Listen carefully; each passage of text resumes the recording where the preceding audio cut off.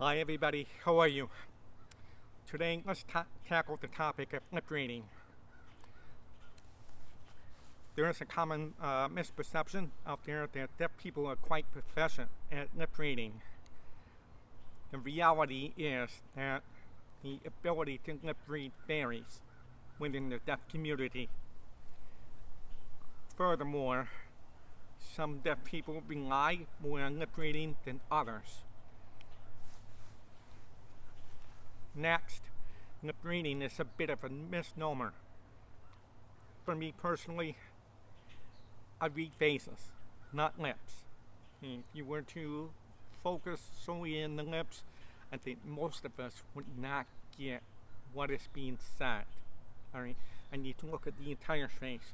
You would know the difference between this and this. What the heck? What the heck? There's a change in tone of voice that people can't pick up, but they can pick it up from facial expressions. So that goes hand in hand with lip reading. Alright, so for me personally, I need both my residual hearing and face/lip reading to carry on conversations with another person. Alright, so let me give you an experience that I had during my high school days, approximately 30 years ago. So my parents got a call one day from Kent State University. By the way, I was living in Northeast Ohio at this time. There were a couple of PhD candidates who requested that I come and be tested by them. My parents agreed to make me available. I was happy to go along with this because that meant the day off from school. I was Ferris Bueller for a day.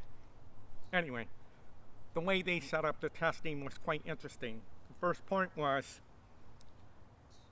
testing my speech recognition with residual hearing.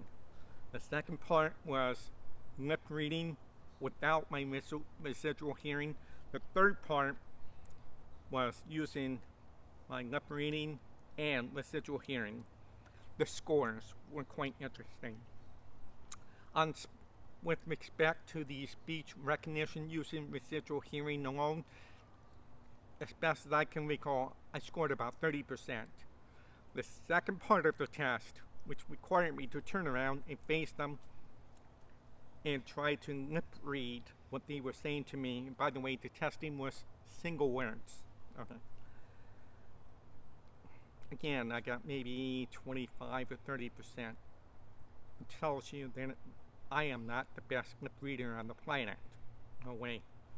Last part of the test was to combine my residual hearing and my lip reading.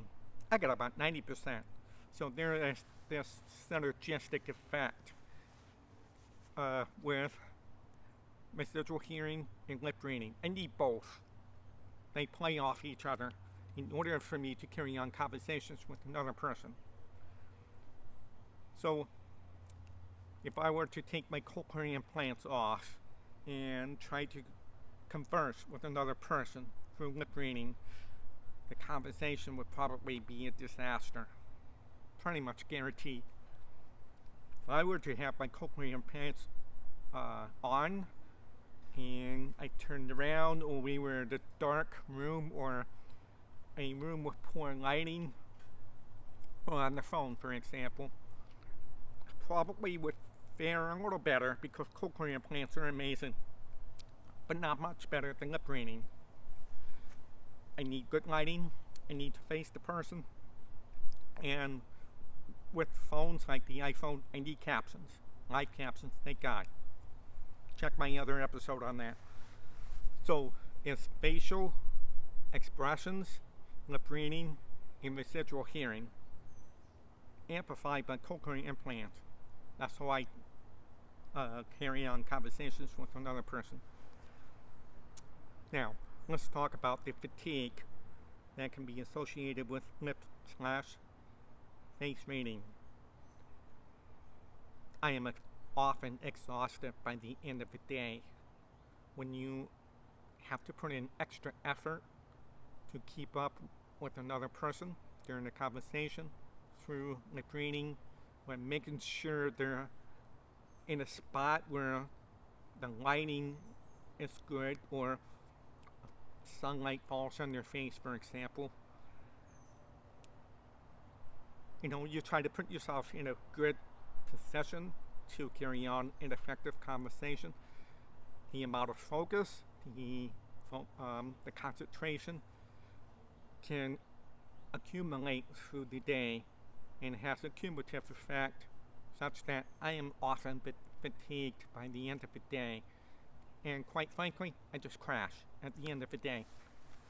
So, and this is not unusual for me to be tired at the end of the day.